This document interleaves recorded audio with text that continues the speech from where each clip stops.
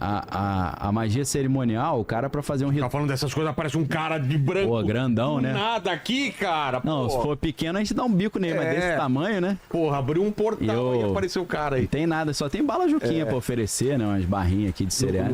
Inclusive no ritual de Abramelin tem ensinando a fazer os sigilos, né? Pra cada demônio, não sei o que e tal. Tem uns 72 sigilos, cada um pra uma entidade, igual aquelas da Goetia, nada.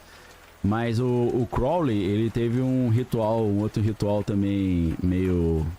Deu errado? Mais ou menos deu errado, porque ele estava em Portugal, aí foi conhecer o Fernando Pessoa, o poeta famoso, né, do Omar Salgado, quanto do teu sal são lágrimas de Portugal, né?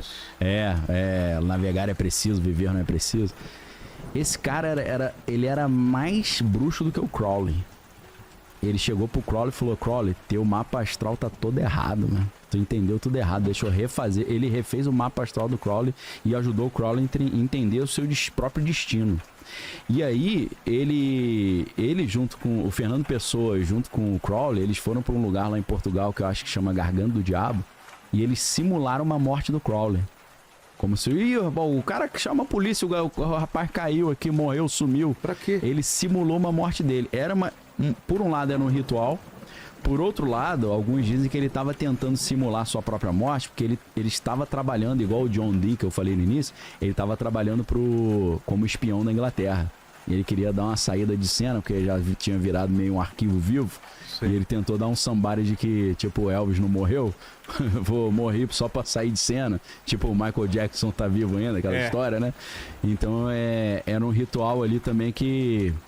Acho que parece que deu uma zebra, né? Porque logo depois fala, morreu não, vi ele passando aqui, ó. Tava ali, ó. Tava ali comprando pão ali. Então foi um tipo de ritual também. Tem a ver com o Abramelin, porque no Abramelin praticamente você encontra com o seu lado escuro. Depois você sobrevive ao ritual e vem o anjo da guarda pra te proteger. O santo anjo guardião, que daí é o teu propósito. Né? Ele te revela. É algo semelhante a isso. Tem a ver com os mistérios de Eleusis na Grécia, que é a história de que Hades... Ele sequestrava Perséfone e levava para o mundo dos mortos e depois trazia de volta. Então essa rota de Perséfone de ser sequestrada para o mundo dos mortos, mas achar o caminho para voltar. Que os gregos explicavam na mitologia grega, o inverno era quando Perséfone estava no mundo dos mortos, e aí o mundo ficava triste e frio. Quando ela voltava era primavera e verão. Aí eles explicavam assim. Isso tem a ver com o esoterismo também, quando eles fazem os ritos de passagem de estação, né? São 4 ritos, né, de passagem de estação, mais o quinto, que é o Black Sabbath, que é a missa obscura. Por quê? Que aí são 5, aí tem a ver com o pentagrama. Que é na época do Halloween? Na época do Halloween, 38 de outubro, que aí é a festa da chefia, né? Pra dar uma moral pro chefão. É mesmo? Seria... A festa, são 4 mais uma que é a 5, né? Aí soma aí forma o pentáculo ou pentagrama. Entendi. Isso aí já em outras sociedades, mas inclusive, só pra voltar na estrela Sirius, só pra citar, o Crowley criou uma sociedade chamada Astrum Argentum. Também é o rádio, aquele rádio por satélite nos Estados Unidos é Sirius, né? Sirius, você tem eu acho... Pega o logo aí da Sirius, do rádio por satélite. Eu acho que o acelerador de partícula do Brasil se chama Sirius, que tem em Campinas também. E tem muita coisa de ufologia também da estrela Sirius, né? A estrela Sirius é uma estrela binária, né? São 2 estrelas. A segunda não parece, descobriram só com um equipamento muito avançado, mas tem várias tribos americanas que já tinham os desenhos da órbita da estrela Sirius A e Sirius B. A B que não dá pra ver. Nossa. Os caras sabiam só olho nu, porque os amiguinhos contavam pra eles, né? Cara. Mó doideira, né? Você vê a tribo Hope lá desenhando certinho a órbita de Sirius A e Sirius B, pô, você fala, pelo amor de Deus, né? Então a Astrum Argentum significa o quê? Uma Silver Star, estrela de prata, né? Que é a estrela Sirius. É uma das sociedades que o Crowley criou. Mas você tá falando do Sirius por quê? Só pra dizer que para o esoterismo crowleyano, a estrela Sirius também é muito importante. Não só no Egito, não só na maçonaria. E quando ele morre, o que ele deixa? Ele deixa alguma missão? Ele deixa os discípulos? Deixa gente pra caramba, né? A ordem principal ali ficou a OTO, a Ordem Templo Oriente, né? E aí ele inglês, a gente não pode esquecer que ele é inglês, ele cria uma filial da OTO em Pasadena, na Califórnia. E aí ele escolhe um cara chamado Jack Parsons pra tomar conta. O Jack Parsons foi ninguém menos do que o... Isso aí eu não sei se é o acelerador de partícula ou é o sistema, né, que você falou? O que você falou? Acho que é o sistema de rádio, comunicação, né, de rádio, né? É o rádio, né? Você tá chutando ou você está falando que é? Você não me passou a menor confiança. É, a convicção, assim, 30%. É. Então, eu procure. Eu fiquei na dúvida, porque tem um círculo, não sei se é o acelerador de partícula, né? Tá. Mas Esse cara, Então, o Jack Parsons, ao mesmo tempo, era o cara que fazia os foguetes da NASA, na JPL, que é Jet Propulsion Laboratory, a empresa que tem até hoje. Quando você vê vídeos da NASA mostrando a Lua, tá escrito pequenininho nele, JPL. Total. E esse cara era o físico de aviação que fez os foguetes da NASA e ao mesmo tempo era o representante do Crowley nos Estados Unidos. Porra, olha essa relação. A fusão interessantíssima da ciência com a alta magia, né? Que é uma fusão que a galera fala, cara, não faz sentido, porque ciência é uma coisa, magia é outra. Mas pera aí, o pai da Royal Society, que é o Francis Bacon, ele era Rosa Cruz, pô. Então, um dos pais da Royal, outro cara que foi um dos fundadores da Royal Society, Elias Ashmole, era um ocultista também. Então existe uma coisa curiosa que o alto escalão da ciência tá cheio de esotérico, tem cheio uma de ocultista. aí, né? Tem. Aí tem o filme, o livro Anjos e Demônios do Dan Brown, que mostra que no acelerador de partícula no CERN tem um monte de ocultista ali querendo implementar a nova ordem mundial e tal. Tem 1% de verdade naquilo ali. Não sei se foi no dia que você veio aqui, alguém falou que a inauguração de um desses aceleradores fizeram um ritual ou uma encenação de uma parada. Eu que falei. Muito bizarro, né? É um rito com capuz escuro, né? E eles ficaram em volta da estátua de Shiva que tem ali. Então, cara. E Shiva, o Shiva Nataraja é o Shiva destruidor de mundos, né? Aí ele tem um círculo em volta dele. E ele tá... E Shiva é homem, tá, pessoal? Pra quem não... Aí ele tá com a esposa de Shiva é Kali. Aí Kali tem o Kali Yuga, né? Na Índia, que é o ciclo de Kali da destruição. E tem o culto de Kali, do Kalimar, do Indiana Jones e o Templo da Perdição. Ah, é? Olha, é o culto de Kali, buscar lá. E o sacerdote de Kali, no Indiana Jones e o Templo da Perdição, ele fala que eles querem trazer de volta o culto de Kali no mundo para trazer uma nova ordem mundial. Ainda manda essa para que Kali institua o Kali Yuga e venha o fim do mundo para reconstruir o mundo, né? Shiva. Então o Shiva Nataraja tem um círculo em volta dele que é uma representação do CERN, né? Um acelerador de partículas. E o Shiva, ele ao mesmo tempo ele é o destruidor e o reconstrutor do mundo. E aí você fica meio preocupado, né? Você fala, pô, tu faz uma máquina desse tamanho que passa pela fronteira da França e da Suíça. Que tem partícula de Deus. Pô, é o bóson de Higgs. Tentando ver coisas... Aí os somebody love da internet falam, isso pode abrir um buraco negro e sugar, destruir o mundo. A galera vai ficando com medo. Aí o pessoal vai ficando com medo. Aí, de repente, um maluco com uma câmerazinha numa janela filma um ritual sinistro pra caramba na praça central ali do CERN e em volta a estátua de Shiva Nataraja, que é esse aí. Se vocês quiserem botar... Tem essa notícia até em português. Ritual CERN. Achou? Aí os caras falaram assim, não, era brincadeira. Ah, é? A gente tava só fazendo a encenação. É zoeira. Tipo uma pegadinhazinha. Zoeirazinha. Foi uma prenda. Quem perdeu a aposta tinha que pagar uma prenda. Zoeira pelo mundo. Aí a galera fica com mais medo ainda, né? É claro que quando você pensa em Shiva, você lembra do Oppenheimer na hora, né? Total, né? Que o Oppenheimer era um grande estudioso da cultura hindu.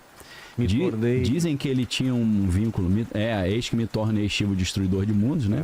Ali a galera alinhado certinho ali, tá vendo? Mas tem uma foto melhor, viu? Tá dando pra ver os caras com o capuz ali, né? Eu não tô vendo essa foto aí, não. Tá um pouquinho... Mas tem outra foto que a gente mostrou da outra vez que tá bem melhor, viu? Porque foi uma filmagem feita na moita ali, né? Acho que é um print da filmagem. Vê se você acha depois. Naquela época acho que não tinha nem smartphone direito ainda, né? Não me lembro que ano foi. O Anjos e Demônios do Dan Brown vai nessa linha, de que tem um grupo secreto. No livro são os Illuminati, né? No Código da Vinci é Opus Dei. E eu acho que o pessoal do Opus Dei deve ter ficado chateado pra caramba, porque Mesmo. eles botaram o Opus Dei como do mal na parada, né? Total. Os caras devem ter ficado muito aborrecidos. Igual esses filmes de guerra que sempre o russo é do mal, sempre o alemão. Eu fico pensando, o que o russo e o alemão acham dessa parada, né? E agora vai ser a China daqui pra frente. Agora a China, o Irã. Eu achei legal que o Clint Eastwood, que depois de virar galã dos filmes de western, né? Sim, filme lá, americano. ele virou Espaguete diretor americano. e ele fez 2 filmes sobre a Segunda Guerra. Muito legal porque ele fez muita As duas visões, né? uma visão americana e uma visão japonesa, né? O japonês é Cartas a Iwo Jima e o versão americana eu me lembro agora qual é o nome do filme. Mas eu achei, cara, de uma honestidade, assim, uma proposta legal, né? Como é que os japoneses entenderam isso? Será que foi igual a gente pensa? Porque o japonês é tipo o cara, o Satanás encarnado nos filmes norte-americanos, Total, né? Essa aí está um pouquinho mais nítido ali, né? Dá até pra ver o tênis do cara embaixo do roupão, né? Os caras com o capuz e com a vestimenta preta. Então assim, estilo de olhos bem fechados, né? Do último filme do Kubrick, né? Que ficou... Cara. Tem aquele ritual ali, Cara, estranho pra caramba. Sempre colocam sexo, colocam uma coisa de mistério. No meio, né? Envolve, né? Por que o sexo está sempre relacionado a rituais, a Essa sociedade pergunta é legal pra caramba. Então, todos esses deuses... Incubus, sucubus, essas paradas. Tem a ver, porque tirando o Deus da Bíblia, todos esses outros deuses do mundo antigo são deuses que têm relação... E de prazeres, né? Prazeres, e o Zeus sequestrava as mulheres, pô, e passava o cerol ali, engravidava. Aí nasciam os semideuses, que eram os primeiros reis da Grécia arcaica, né? A parte filosófica dessa conversa está num livro difícil de achar, se chama... Mestres da Verdade na Grécia Arcaica, do Marcel Detienne, para quem quiser. Ele mostra como é que o surgimento da filosofia na Grécia surge como uma briga contra os reis. Que os reis diziam que era rei porque era descendente dos deuses. Tipo Aquiles? Aí os filósofos... Aquiles não chegou a ser rei, mas tipo o rei o Minos, né? Que deu origem ao Minotauro, né? O Minos era da ilha de Creta, né? A ilha de Creta é onde surge a fase minoica da Grécia, né? Fala um pouquinho que é a fase minoica, do rei Minos, quando Creta era o centro do poder e da cultura grega. Inclusive, a primeira versão da escrita grega, eles dizem que surgiu lá, que é o linear A e linear B, eles dizem que foi uma das primeiras escritas. Eu acho que a escrita que dá origem ao hebraico é mais antiga, né? Tá. Mas já o Dr. Rodrigo Silva aí, meu amigo, já é a área mais a área dele, né? Mas é um assunto... Como eu sou linguista também, né? Meu mestrado, doutorado em linguística, eu gosto dessa área. Um abraço pro Saião, que tá bem de saúde também, passou um susto aí, falou que já tá se recuperando. Vai voltar aí, tá? Até o Lamartine também, né? Tava meio... Lamartine também ficou, era pra ele estar segunda-feira aqui, aí eu acho que foi a gripe, que ele pegou a... influenza, né? Influenza, exatamente. Tava pedindo oração lá. Um abraço aí também pros dois, né? Que são amigos aí. Melhoras aí pros dois. Aqui em cima. Quer falar sobre os Nephilims enquanto isso? O Nephilim é interessante pra caramba. Por quê? Tem uma conversa... Tô coceira na garganta aqui. Quer água? Vou pegar uma água aqui. Tá. Tem uma conversa que eu acho curiosa, que os caras falam assim... Você percebeu que a ciência mais celebrada dos anos 1900 foi a física? E hoje é a genética? Aí faz sentido, né? Porque antes era o Einstein, né? Inclusive tem aquela piada infame, né? Que o Einstein foi pra lua de mel... Aí ele tirou a roupa, a noiva falou, nossa, que físico. Aquela piada ridícula, né? Falei só pra poder tomar água. O Lene adorou. Olha ele rindo que nem uma criança, cara. É o tipo de piada que ele gosta. Aquela piadinha de criança, né? Por que a plantinha não vai ao médico à noite? Porque à noite só tem médico de plantão. São as piadas que eu consigo contar lá em casa pras crianças, né? Que o resto é tudo pesado. Essa é muito boa. Essa é boa, né? Pô. Então, o que a galera da conspiração diz? Jesus, ele é uma gambiarra que Deus fez para poder entrar num corpo humano. Entendeu? Mas como é que Deus fez isso? Ele teve que criar um corpo diferente. Ele teve que fazer uma engenharia genética. Porque Maria, segundo o que a Bíblia nos ensina, não nasceu de uma relação homem-mulher. Foi uma gravidez virginal. Né? Por quê? Porque ele não é um... Só com isso você já conclui que Jesus não é um bebê normal. Ele foi colocado ali por Deus, pelo Espírito Santo. A Bíblia diz, descerá sobre ti o Espírito Santo e o poder do Altíssimo te envolverá e conceberás. Então ela foi inseminada. A gente pode dizer que foi a primeira inseminação artificial da história. Para quem acredita que isso é verdade, eu acredito. E aí, Deus então criou um corpo modificado, capaz de receber o Espírito do próprio Deus sem explodir. Ok? E aí Paulo vai falar que Jesus, sendo Deus, ele não usurpou assumir a forma de Deus, ele se esvaziou e assumiu a forma de servo. Então, para nós cristãos que acreditamos na Trindade, Pai, Filho e Espírito Santo, Jesus é Deus também. 1 João 5,20 diz, no verdadeiro estamos, isso é em Jesus Cristo, esse é o verdadeiro Deus, é a vida eterna. Para quem tinha dúvida que a Bíblia diz que Jesus é Deus, esse Deus ele não veio na plenitude da sua glória. Ele se esvazia e consegue entrar num corpo humano modificado. Aí a galera diz que Satanás, quando olhou isso, falou, o macete é esse? Criar um corpo geneticamente modificado para poder entrar? Vou fazer isso também. Então ele tem trabalhado isso já de gerações em gerações, criando bebês modificados para que seres espirituais poderosinhos consigam entrar, que não conseguiriam entrar num ser humano normal. Então, o que a física nos anos 1900 fez? Aí entra Twin Peaks, que para mim é minha série favorita. Né? David Lynch, para mim... Deixa eu assistir. Todo mundo fala dessa série. Mas assim... É maluca, né? É muito maluca. Você tem que assistir a temporada 1, a 2 e a 3, que veio 25 anos depois, tá? Inclusive, o último episódio da segunda temporada, que foi em 1990, a Laura Palmer, ela fala, te vejo daqui a 25 anos. A série para e volta exatamente 25 anos depois. Muita maluquice, né? Muito, cara. Isso é loucura, David Lynch, né? Mas assim... Eu falei que é a minha favorita, mas não assista, que você vai assistir, não vai gostar e vai reclamar comigo e falar que perdeu tempo. Porque ela tem um ritmo totalmente estranho. É malucaça, é muito maluco. E além das 3 temporadas tem o filme, né? Que é o último dia de Laura Palmer, que é o filme Twin Peaks, que é sensacional também. Mas assim, Twin Peaks mistura... É porque eu gosto de quebra-cabeça, né? Então Twin Peaks é um enorme quebra-cabeça. Aí o Mark Frost, que é o roteirista, ele escreveu 2 livros ajudando a explicar o Twin Peaks. Num desses livros, ele explica que no Twin Peaks, a bomba Trinity, que foi a primeira bomba que eles testaram lá, o Oppenheimer, ela abriu uma fenda no espaço-tempo e permitiu que seres espirituais malignos viessem para a nossa dimensão. Eles fizeram isso já de propósito. Então, teoricamente, nessa teoria da conspiração, a bomba atômica, ela abriu uma fenda no espaço-tempo e libertou alguns seres malignos. Entre eles, a feiticeira Escarlate, a mulher Escarlate. E aí, primeiro eles tiveram que libertar os seres, depois construir corpos geneticamente modificados para esses seres habitarem. Então, primeiro a física hiperdimensional, depois a genética. O Nephilim entra nisso. O que é o Nephilim? Gênesis 6 diz, quando os filhos de Deus viram que as filhas dos homens eram formosas, coabitaram com elas. E nasceram os gigantes, os heróis e os homens valentes da antiguidade. Aí a gente pensa assim, o que é isso? Quem são os filhos dos homens e quem são os filhos de Deus e as filhas dos homens? Filho de Deus é o cara que era servo de Deus, gente boa, e a filha dos homens era uma mulher que não andava no caminho de Deus. É difícil essa interpretação, porque significaria que se um cara crente casar com uma mulher que não é crente, ia nascer filho gigante, só jogador de basquete, né? Então é uma teoria meio estranha. Filho de Deus é uma das categorias das hierarquias angelicais, pelo menos para Moisés Maimônides, que é um teólogo judeu medieval. Ele separava várias hierarquias angelicais, são 10, né? Tem Ishim, que são os homens, né? Ish é homem hebraico. Tem os Elohim, que seria deuses. Tem os Erelim, que são seres elétricos. Tem Ofanim, que são as rodas. Tem Hashmalim, que são seres brilhantes. E tem Bnei Elohim, que são os filhos de Deus. Então, filho de Deus, para a hierarquia angelical de Maimônides, é uma categoria angelical. Então, a teoria dos Néfilis são o seguinte. Alguns anjos caídos quiseram transferir o reino de Lúcifer do nível espiritual para a Terra.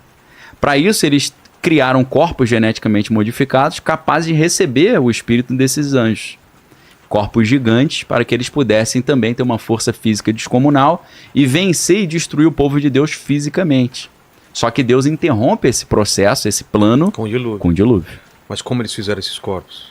Então, aí eu já... Porque fala de... O buraco é mais embaixo. Coabitar seria transando com...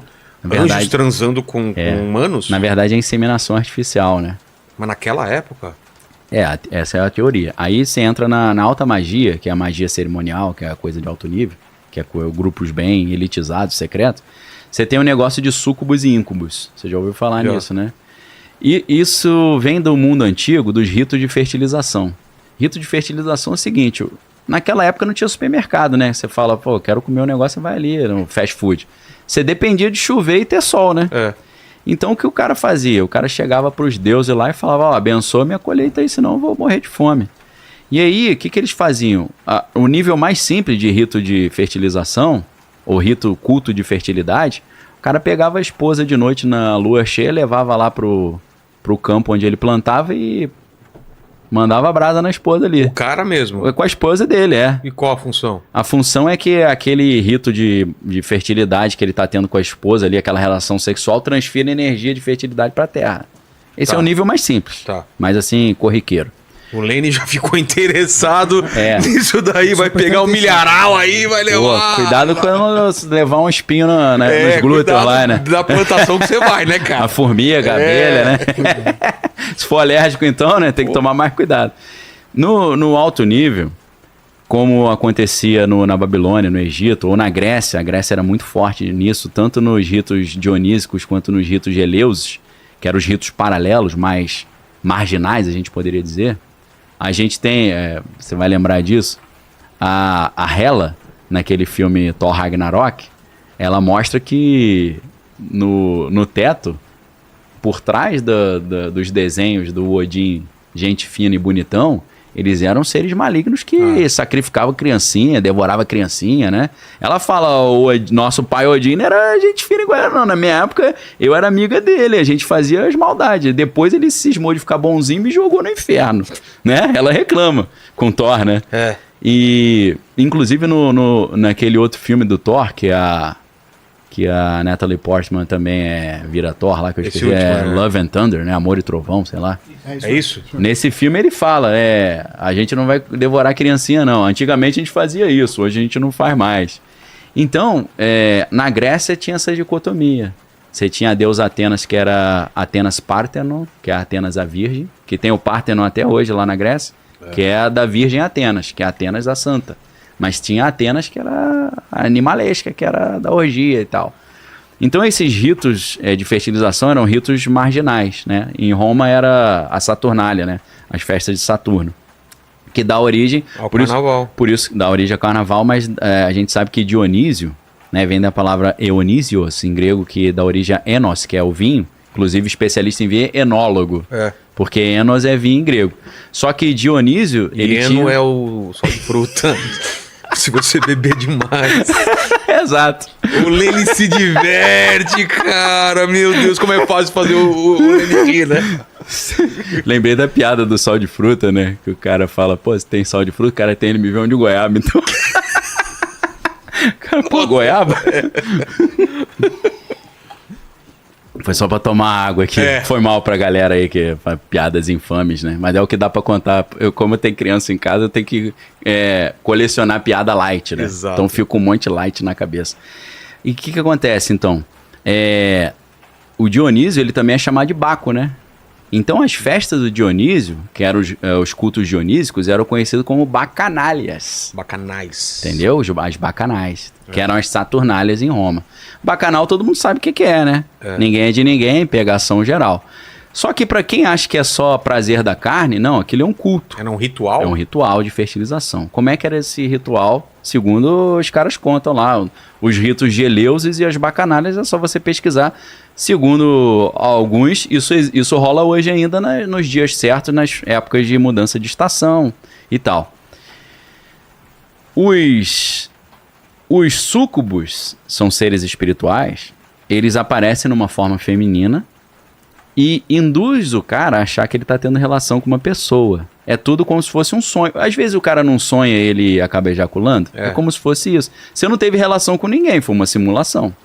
Então, os súcubos, eles fazem uma simulação de forma que o cara acredita que está tendo uma relação, e quando o cara ejacula, eles pegam, o súcubo suga, por isso que é súcubo, que ele suga o esperma.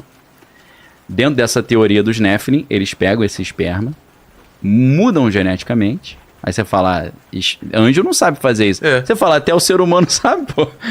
O anjo, se anjo existe, ele sabe muito mais do que a gente. Sobre o universo, sobre como funciona a estrutura biológica do homem.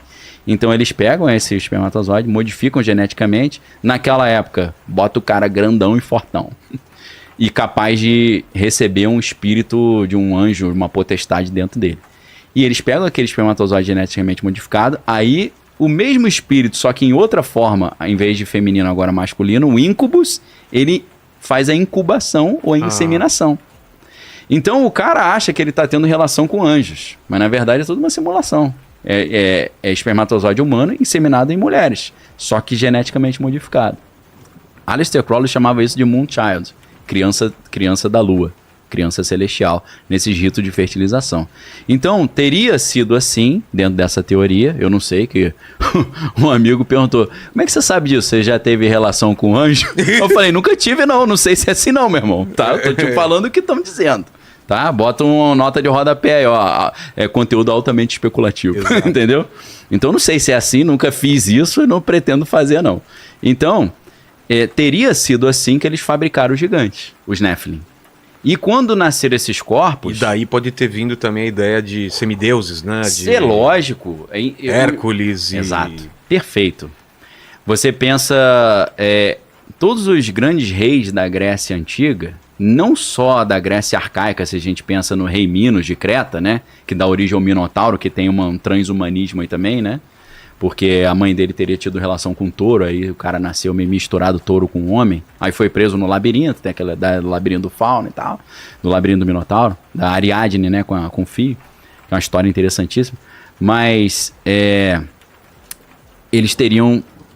Esses reis da Grécia seriam fabricados dessa forma. Se você, não só na Grécia Antiga, nessa Grécia que a gente chama minoica, porque é Grécia minoica? De Minos, do rei Minos. Na época que Creta era o grande expoente da Grécia. Inclusive, quando a gente fala de Golias na Bíblia, Golias é filisteu. Os filisteus... Era um gigante, né? Ele era um gigante. Entre os filisteus tinha muitos gigantes. Os filisteus não são povos daquela região ali. Os filisteus que dão origem hoje à Palestina... Porque Palestina vem de Filistina, de Filisteu. Os filisteus são originários da ilha de Creta. É por isso que tinha gigante ali, eu imagino eu, porque eles são frutos de experiência genética que Zeus estava fazendo naquela região. Você sabe que Zeus era pegador, né? Que ele pegava geral, né? Pegava geral e tinha um monte de filho semideus, né? E eu acho que era assim que ele engravidava as mulheres. Não só nessa Grécia minoica, arcaica, na época que o rei Minos era o famosão, mas até Alexandre o Grande, pô. A história conta que a Olímpia, mãe de Alexandre o Grande, foi engravidada por Zeus. E aí o pai, o rei Filipe da Macedônia, ouviu a mulher dando os gritos no quarto, foi olhar no buraco da fechadura. Falei, o que minha mulher tá fazendo aí? Será que o Ricardão tá na área? Quando ele olhou, o Zeus estava no esplendor da glória, queimou o olho dele. Por isso que ele era caolho, pô. O pai do Alexandre o Grande. Então, Alexandre o Grande, ele se dizia, ele fala, eu faço as coisas porque eu não sou normal, não. Eu sou filho de Zeus. Meu pai é pai adotivo, aí, pai de criação. Entendi. O rei Filipe da Macedônia não é meu pai, não. Meu pai é Zeus.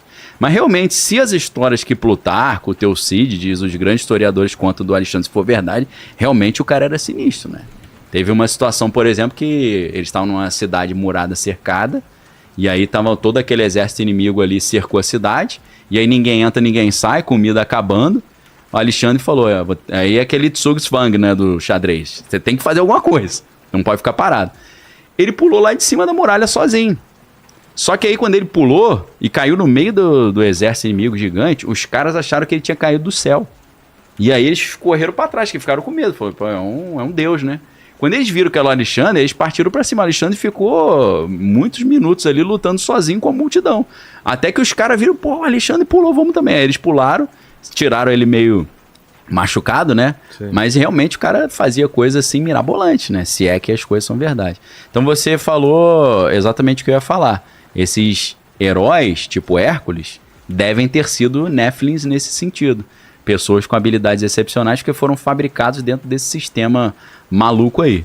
Teoricamente, não só o anticristo, como os outros 8 candidatos anticristo, porque segundo algumas teorias são 9 que são preparados, Sempre tem 9 no mundo preparados Para desses e tem uma sequência. Tem o cara que tá no primeiro da fila, segunda fila, terceiro até o 9. Então esse grupo dos 9, todos esses caras seriam pessoas que nasceram assim, com súcubos e íncubos. Ainda hoje? Hoje em dia seria isso. Mas não são gigantes. Não são gigantes porque senão ia dar muito na telha, né? Ah, Eles tá. têm outras habilidades que mais Intelectuais camufladas. Sobrenaturais, né? Tem capacidades sobrenaturais excepcionais, né? Seriam Nephilims, então? 9 Seriam Nephilims seriam... ou Moonchild, segundo Aleister Crowley, né? Se é Crianças da Lua, né? Moonchild é uma obra de ficção do Crowley, mas ele passa essa informação por ali, né? Seriam fruto Dessa dessa inseminação. artificial, desse rito de fertilização e pessoas geneticamente modificadas, capacitadas para receber seres espirituais muito mais fortes, forças espirituais fortes. De que se uma pessoa normal recebesse, ia morrer com certeza. Tem um cara que é um ocultista chamado William Schnoebelen, que ele diz que esse cara realmente, ele ficou com o cabelo branco do nada. Eu até me identifico com essas histórias, né? Só que o meu caso não foi assim. Comecei com 10 anos de idade. Depois que eu quase fui reprovado na 4ª série. Acho que o estresse... Começou a sair cabelo branco? Começou. Caramba. Com 10 anos eu comecei a ver um ou outro. Com 18 eu já tinha muito cabelo branco.